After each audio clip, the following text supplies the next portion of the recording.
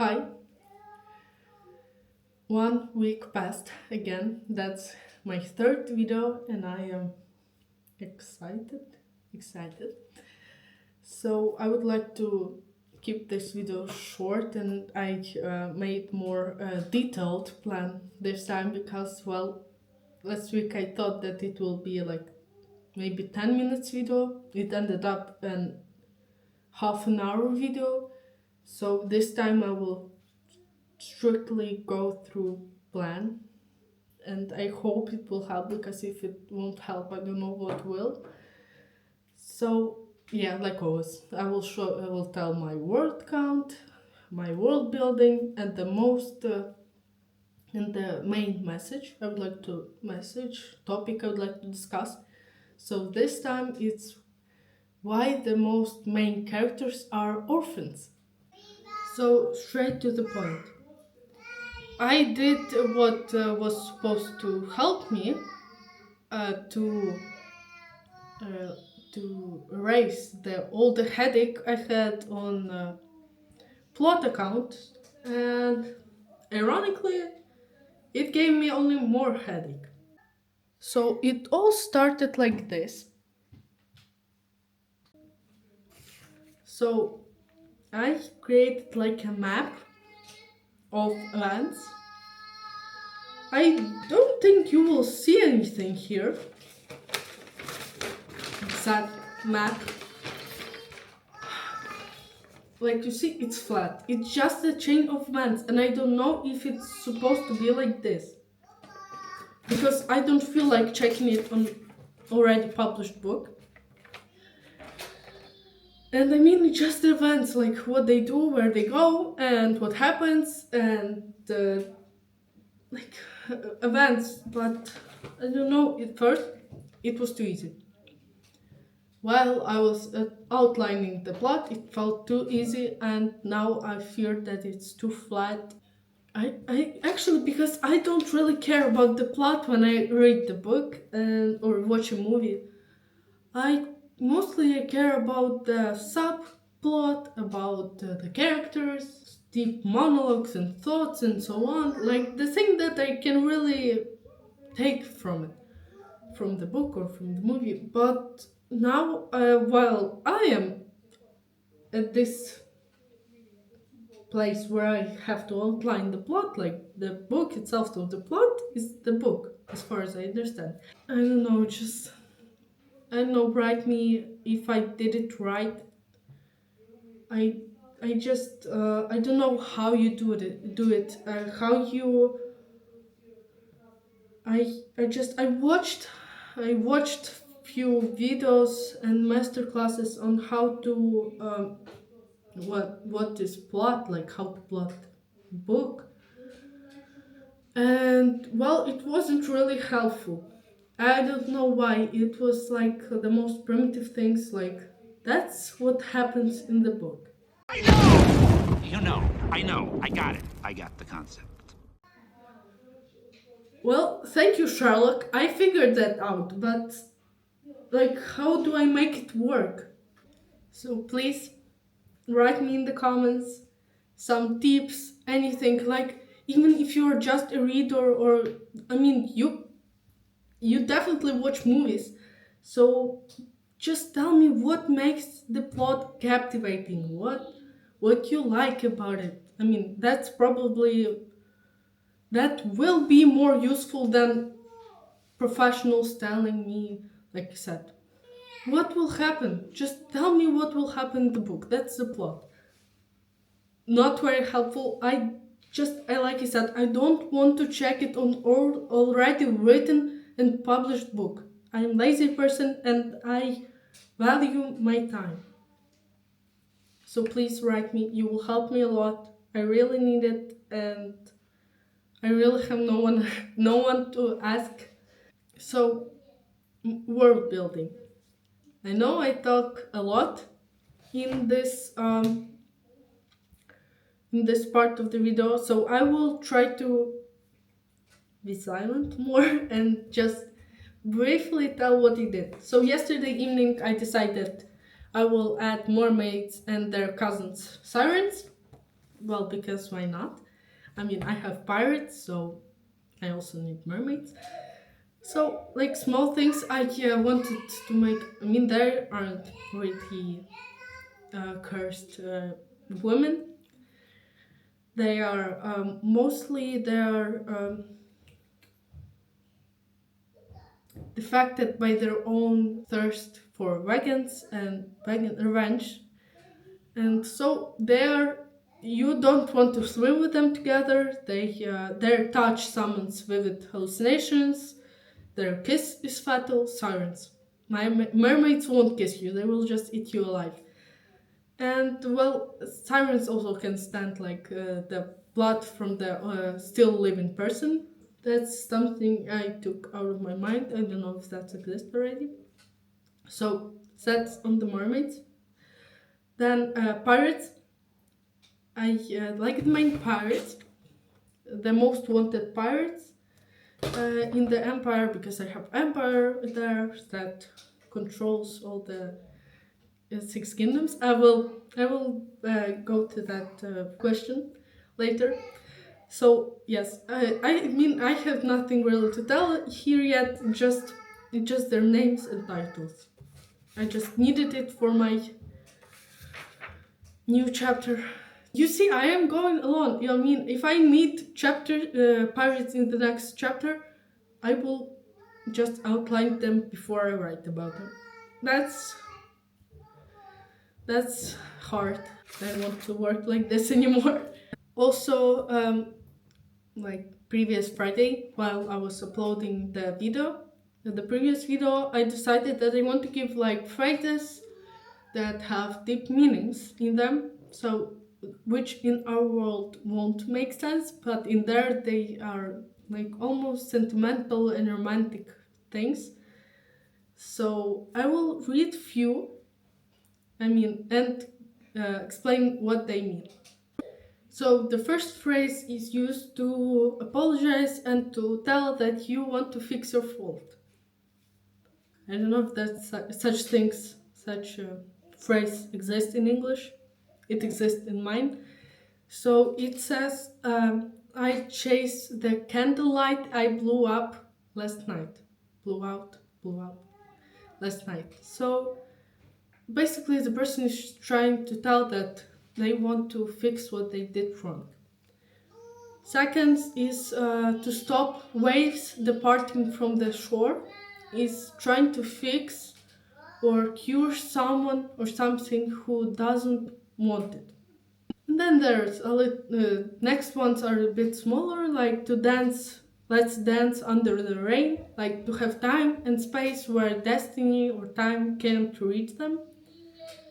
That's like if you have forbidden love or you can't be together, so that's more romantic. Also, to clip off the wings or to break an arrow in half is to break someone's self or their dreams or future. And find me under the lilac tree is to tell that you love someone. And in the field of forget-me-nots, it's I will treasure this moment forever. So I created a brief map. I mean, it's brief. It won't probably stay like this. Well, there will be map in my book because otherwise the book will be torture for you. So as you can see, it's just the main empire, like it's huge. And here are, don't look here. So these territories are the six kingdoms, which are controlled by the main empire. And like any other, I mean, it kind of sounds dystopian. So the main empire has to control somehow the people, the folk, all around the six kingdoms. And I outlined how on each kingdom they use different leverage. Not for every kingdom. I will try to keep it short again because there's a lot to tell. Complex world building, in my opinion. So Morvolit is a kingdom where you see in the map. It's here, like it's high, so it's called there. Some brief thing I learned while studying geography. So it's cold. It's almost every time it's gray. Even on summer. On summer it's just dirty and rains. Winter is cool and merciless, and so are the people there. So the kingdom mostly represents the folk. As a research, Morvolet sends people to the empire as slaves. Nothing like a Hunger Games. No people know about it. It isn't shown. People won't rebel. And so, I mean, I hate Hunger Games at this point. I mean, I'm trying to write almost accurate political system. It sounds like Hunger Games.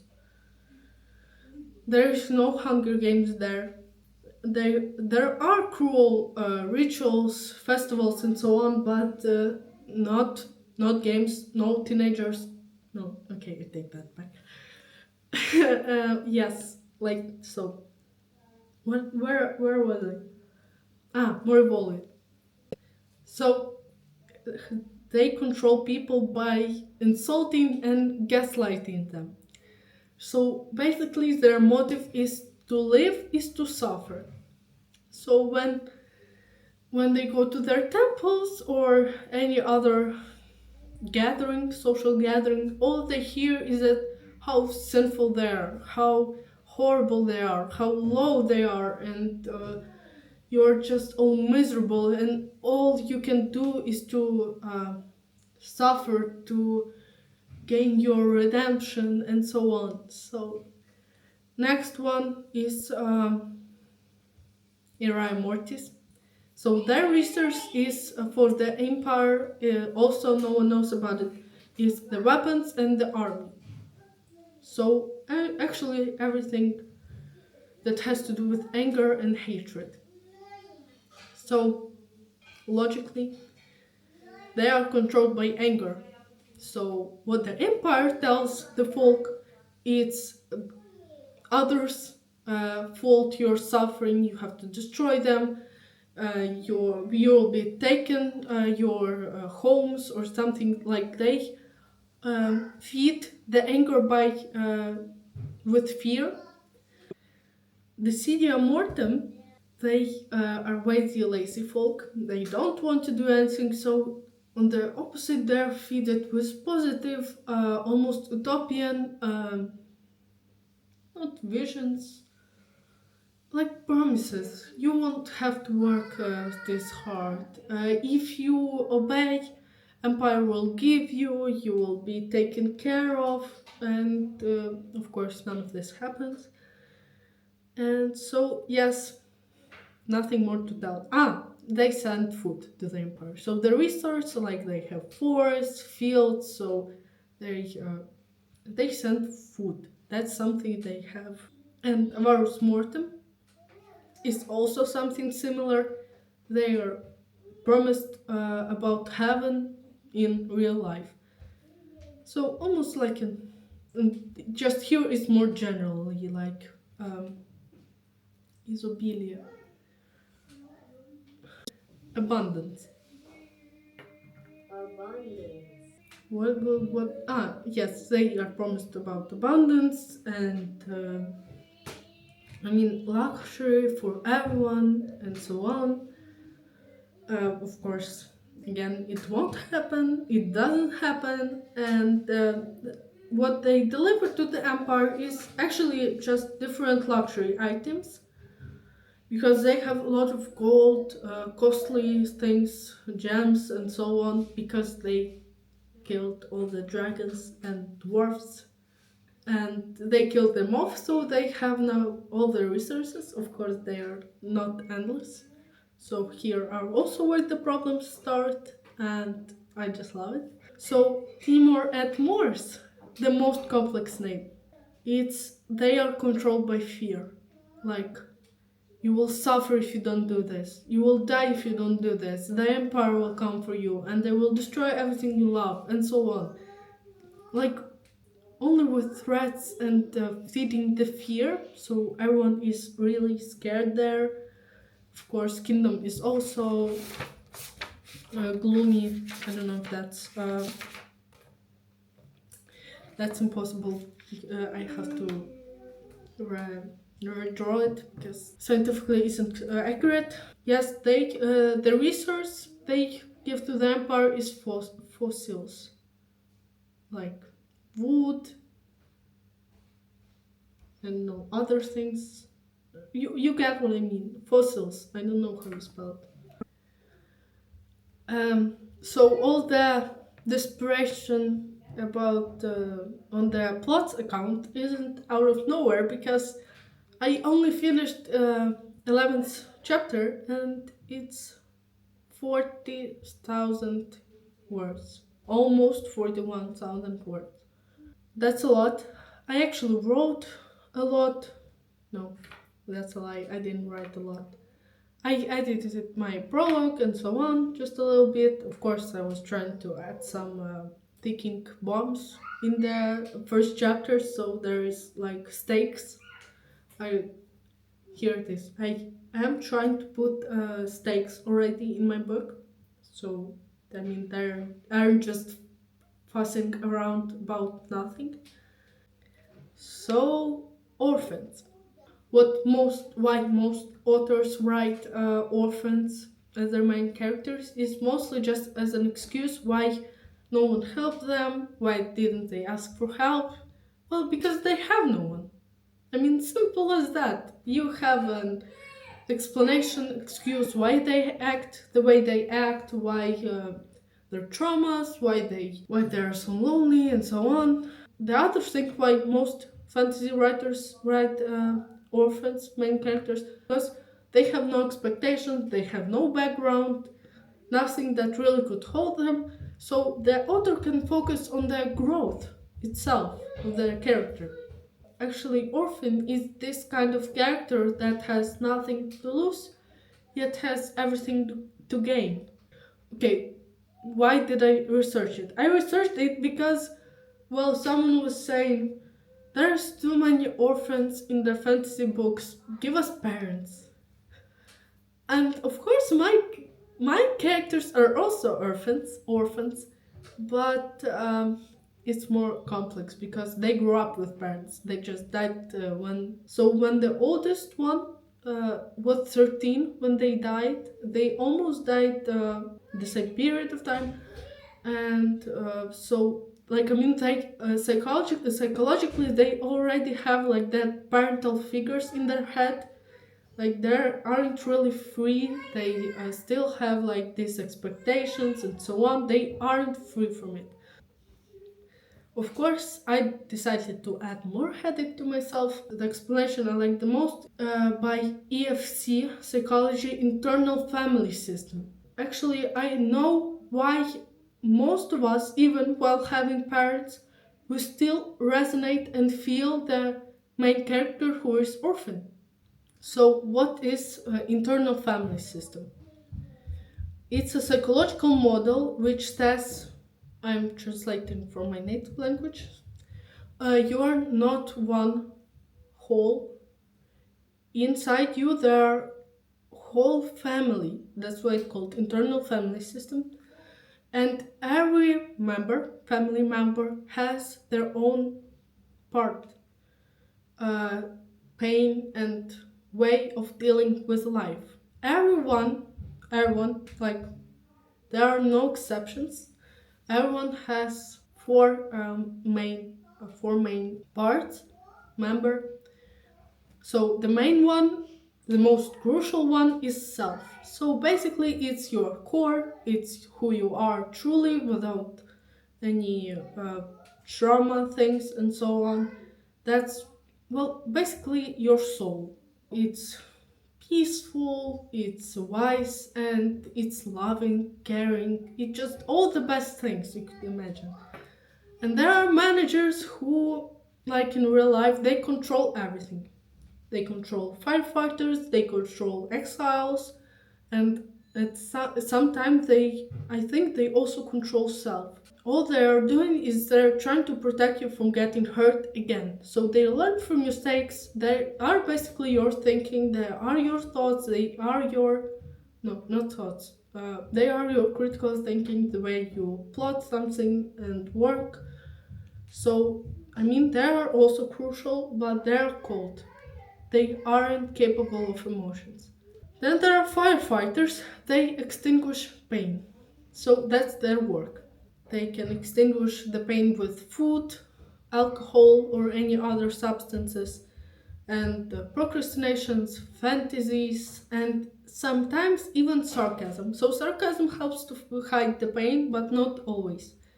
That's in the most cases. Sometimes sarcasm can also be self if it's, I don't know, if it's almost like an art, but if we're taking primitive sarcasm, that's firefight. That's also why I'm saying it's also important for the character development, because how will you, that's also I relying on this psychology, I built my main character, basically any character, because well, that's how they will be relatable and accurate. And the last one, the most important one, is an exile, like the one part that got everyone, every family member hurt. So they said, like, you hurted us, it's your fault, go away. And they lock him, and you will not actually see him. I mean, you develop, you grow, and you find a way to deal without that part that got you hurt.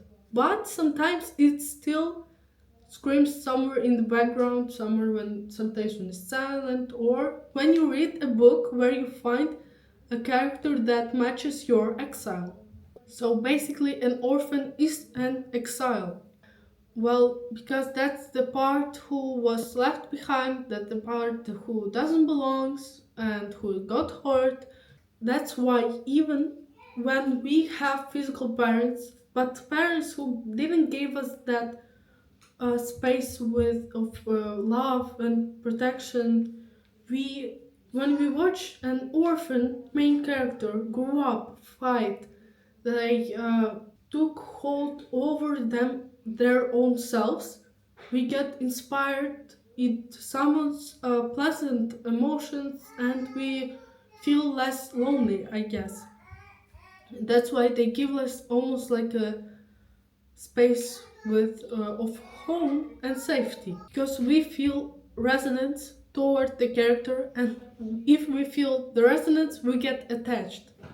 So that's what does good written character, any character. Basically, your favorite character says more about you than you know. I mean, there are a lot of videos, but they are rarely accurate, because Jung again said two things. If you relate to the character, you either love them or you hate them. That's basically the same scale, it's just with two ends, but it's still one thing. And yes, that's why. I mean, there are a lot of things like why we relate to them even with physical parents, because when we like the parental trauma is almost the first trauma we all have. Most of them, I don't quote me on this one. And even if parents were with you physically, but they didn't were emotionally engaged, or they didn't accepted your feelings, like you or your fears, dreams, and so on. Like they were almost as an absent. Really, anything. There could be a lot of varieties. That's why we mostly love orphaned main characters, or just characters, because well, most people don't have engaged parents, and they can relate to the orphan character. That's why also the writer, also let's not forget about the writers, the writer whose exile, for example, felt lonely or not accepted, Yes, they will create the character who's orphan. Also, so the main orphan characters is of course Harry Potter. He lives in a cupboard, and he has no parents. World is pushing him away. He isn't accepted, and he just wants to feel that he belongs. Well, as far as I understand, like how he loved Hogwarts mainly because he felt like that's his home, that's somewhere where he belongs, that's somewhere where he can be himself, his him true self.